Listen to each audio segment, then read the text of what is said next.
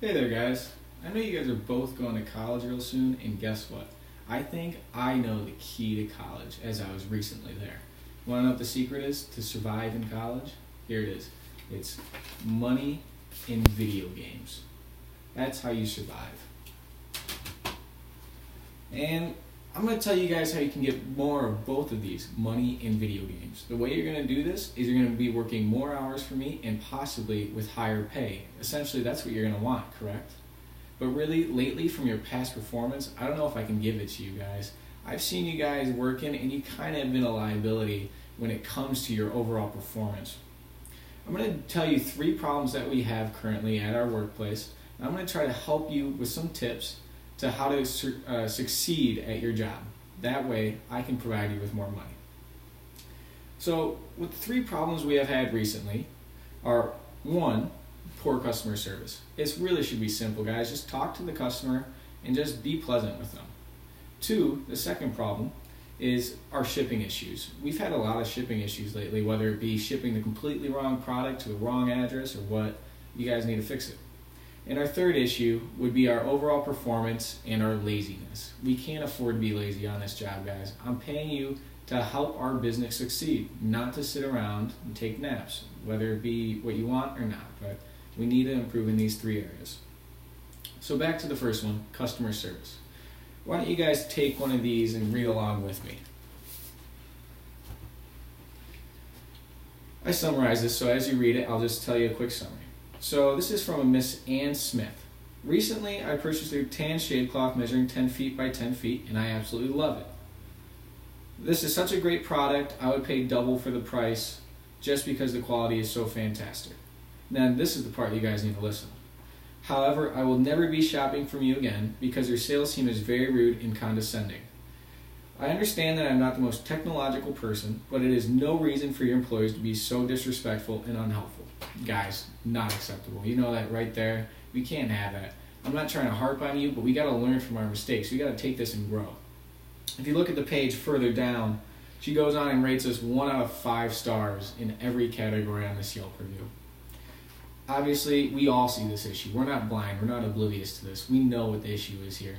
So not only are we losing her future business, but we're losing her friend's future business. We're losing her family's future business. And anybody that may go on this website, they're going to read this review and say, wow, I don't want to spend my money with this company. So we really need to clean up for that reason.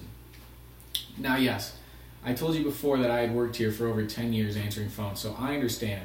It's not always the easiest thing to help some of these people. Some of these people just seem like they're from Satan. They just are Satan's spawn and you can't deal with them. But let me tell you some tips from my experience on how to get through these. These tips are as follows. The first tip, treat everybody as if it were your grandma. I mean, picture your grandma. She's probably this tall, 5 feet, 2 inches, maybe, with a big smile on her face, always happy. Just picture these customers as if they're them. So they call, say, okay, I can help you with your computer problems. I understand it's not the easiest thing to do. Let me help you out. So that's the first tip. The second tip is just always assume I'm sitting here right on your shoulder. Because believe it or not, I only work about 20 feet right over there. I can hear almost everything you guys say. And sometimes you guys are kind of little on the edge. You're kind of rattling my nerves. And I kind of want to come over there and tell you straight right then and maybe even send you home. But I've resisted to do so for so far, so let's keep it that way. Okay, so let's move on to our third issue, or rather our second issue, and that would be shipping. I mean, other than customer service, we have done well, but shipping is also another issue we've had. So I'm not sure if you guys have realized this, but you see this pile of boxes over here? These are all returns because they've been shipped poorly. Look at this one right here. You guys see this box? Clearly on it, it says 10 by 10 gray. Look what's inside. That's not a 10 by 10 gray. We can't afford that, guys. Again, this is going to go along with the same problem as that customer service. People are going to start writing reviews saying, we got the wrong product. We don't do business with them. We can't let that happen. Our business is a growing business. We're a small company right now. We're shooting to be a big company. So we can't have silly mistakes like this. Another reason why this affects our company is because guess what? Every time we ship a product to somebody, let's say I pay $15. Now let's say they have to ship it back because we sent them the wrong thing. That's another $15 out of my pocket. and then another $15 back to them to send them their original. That's an extra $30 of shipping. Guys, we're not helping this business succeed if we're going to keep making mistakes in the shipping department. And really, it's just easy work. You just got to double check it really quick. So here's another one of my tips from my experience. It's really even easier than the first one probably. So next time you're packing a shipment, all you got to do, take your box. Take whatever item you might be shipping. Say it's this, pretend this is a shave cloth. And you pack it all up. You take the shipping receipt. Okay. You stick the shipping receipt in the box. Go give it to another employee. Let them tape it up. Let them check the package. Check it with the shipping label right there. Make sure everything's correct. And then that way we won't have any mistakes. After they're done shipping it and taping it, let them write their initials on it. So if we send it out to them and we get it sent back because it's the wrong thing, I can't be mad at you guys because I know you did your job. If you do your job and I see their initials on the box, I'll have to go blame them. So just do that. And this next issue kind of goes along with this. It's kind of with the idea that we don't have to do more than we should. It's laziness and just overall poor performance and work attitude. So I'm not going to say any names, but lately I've seen a couple of you guys kind of lounging around, kind of taking a nap in the chair almost. I see your eyes go shut every now and then. And even watching Netflix. Guys, not paying you guys to do that. I don't want you to watch Netflix while you're here. So the solution for this, really do whatever you want. I don't care what it is. If you have to wake up in the morning to drink 2 cups of coffee, drink 2 cups of coffee. If you gotta say drink a Red Bull, drink a Red Bull. If you gotta go to bed 2 hours early, go to bed 2 hours early. It's how you're gonna get better as a person. You're gonna make more money. You're gonna have more fun in college. You're gonna be a better person because of it. So here's a little example of last week. Last week, I saw Thomas sitting in his chair doing his job, waiting for the phone to ring. The phone didn't ring for about 5 minutes. What I saw Thomas do next was awesome. He stood up out of his chair. He went over to the warehouse next door to the supervisor, asked, "Hey, is there anything you need me to do?" The supervisor had a huge smile on his face, just massive.